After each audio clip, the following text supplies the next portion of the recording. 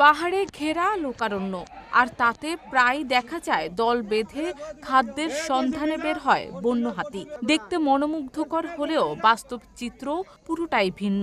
এই বন্য হাতির সাথে চলে লোকালয়ের মানুষের প্রাণঘাতী লড়াই। আগুন জ্বালিয়ে লোকালয়ে এসব হাতির আশা প্রতিরোধ করার চেষ্টা চালায় আতঙ্কিত মানুষেরা।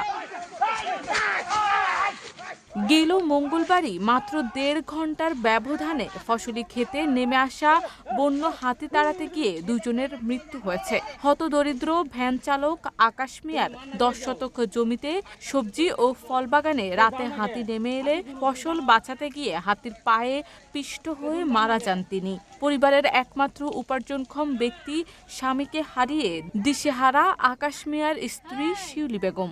সে একটা অটো ভ্যান চালক ছিল। এভাবে অটো ভ্যানের চালকে আমাদের সংসার চলতো। ওই যেখানে হাতি আসে ওর কাছাকাছি আমার ২ কাঠা জমি ছিল, এখানে সবজি আবাদ করতো। আগের দিন হাতি আইসে বেড়াগুড়া ভেঙে থেকে গেছে, পরের দিনে হাতি আইসে শুনে হয়ে গেছে যে হাতি খেদাইতে।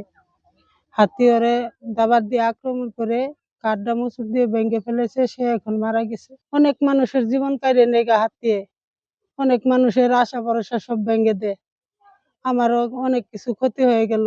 হাতি আমার বোন এক মারি হেলা দিছে। আমার বোন এখন অনেক অসহায়, ৩টে সন্তান আছে তার। 2টা ছেলেকে লেখাপড়া করাইতেছে, আর একটা ছেলে ছোট, বাবার অভাব অনেক তার ভিতরে বললো। হ্যাঁ, সরকারের কাছে দাবি আমার ভাগ্নে 2টা কিভাবে লেখাপড়া করবো আর আমার বোন কিভাবে চলবো, এটা যেন সরকারে সচেতন করে দেয়। আর সরকারের কাছে এটা দাবি, হাতি একটা পশু, তার জন্য এত মূল্যায়ন, কিন্তু মানুষ এত কষ্ট করে আশা করে বাগান সাজায়, তার সন্তানে করে ভবিষ্যৎ করে দিবার পারে না এই বনের হাতির জন্য। হাতি মারলে প্রতিবাদ হয়, কিন্তু মানুষ হাতিকে মারি ফেলাই দেয়, তাহলে তো কোনো প্রতিবাদ হয় না। ১.৫ ঘন্টার ব্যবধানে পার্শ্ববর্তী গজনী এলাকায় সিএনজি চালক এপিলিস হাগিদককে পায়ে পিষে মেরে ফেলে বন্য হাতির দল। হাতির এমন আক্রমণ থেকে পরিত্রাণ চান স্থানীয়রা। দুইটি তাজা প্রাণ, অল্প বয়স্ক, যাদের আগামী দিনের প্রচুর সম্ভাবনা ছিল, সেই 2টি তাজা প্রাণ হাতির দ্বারা নিহত হয়েছে এবং নির্মমভাবে। বিশেষ করে একজনের লাশ এখনো রক্ত ঝরতেছে, আরেকজনের লাশের কোনো চেহারার চিহ্নই নাই। আমরা ইতিমধ্যে জানি একজন আকাশ, আরেকজন গাঢ়। এলাকার মানুষ খবর দিছে আব্বু গেছে হাতি ফিরাইতে যেয়ে গেছে পাহাড়ের দিকে যে আব্বু একা পড়ছে। একা পড়ার পরে হাতি আব্বুকে ধরে তুলে আছাড় মেরে তাকে মেরে ফেলে। এখন এই হাতির জন্য আমরা কিছু শান্তি মতো থাকতে পারি না, ফসল নষ্ট করে দেয়, প্রতিবারই ফসল আমাদের খেয়ে ফেলে। এই হাতি থেকে আমরা রক্ষা পেতে চাই। দুর্যোগের বিশেষ সময় ধরে শেরপুরের সীমান্তবর্তী এলাকাগুলোতে বন্য হাতির আক্রমণ এবং তাণ্ডব অব্যাহত রয়েছে। ফলে এখানকার মানুষগুলো জনজীবন পরিচালনা করার জন্য একটা বিপর্যস্ত অবস্থায় রয়েছে। গত রাতে একই সঙ্গে 2 জন ব্যক্তির মৃত্যুর ঘটনায় এই এলাকাগুলোতে উৎকণ্ঠা বিরাজ করছে। এখানে বিদ্যুৎ ব্যবস্থা একেবারে নেই বললেই চলে। বিদ্যুৎ আসে আর যায়, রাতের বেলায় বিদ্যুৎ জরুরি হয়ে পড়েছে। বন্য বিভাগ ও প্রশাসন বলছে, হাতি ও মানুষের দ্বন্দ্ব কমিয়ে সহাবস্থানে সোলার ফেন্সিং, বায়ো ফেন্সিং সহ বিভিন্ন প্রকল্পের পরিকল্পনা নেওয়া হচ্ছে। সেগুলো বাস্তবায়িত হলে কমবে এই লড়াই। 2টা ফ্যামিলিতেই দেখা করেছি, তাদের সাথে কথা বলেছি। আমাদের সান্ত্বনা দেওয়া ছাড়া তো কোনো ইয়া নেই। আমরা বন্যপ্রাণী দ্বারা ক্ষতিগ্রস্ত, জানমালের ক্ষতিগ্রস্তের যে নীতিমালাটা আছে, সেই নীতিমালা অনুযায়ী আমরা তাদেরকে ক্ষতিপূরণ দিব।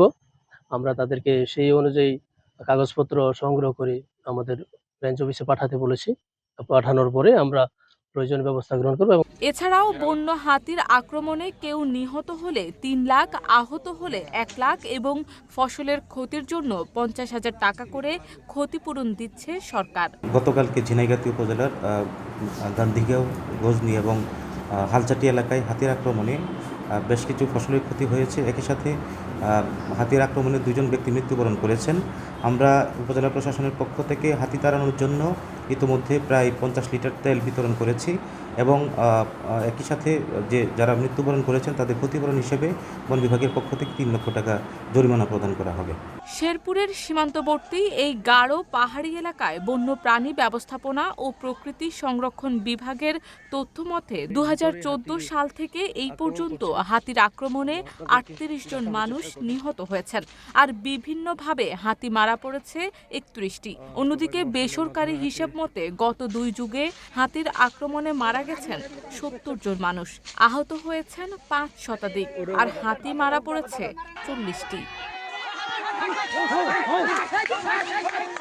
শারমিন নিশু, ঢাকা পোস্ট।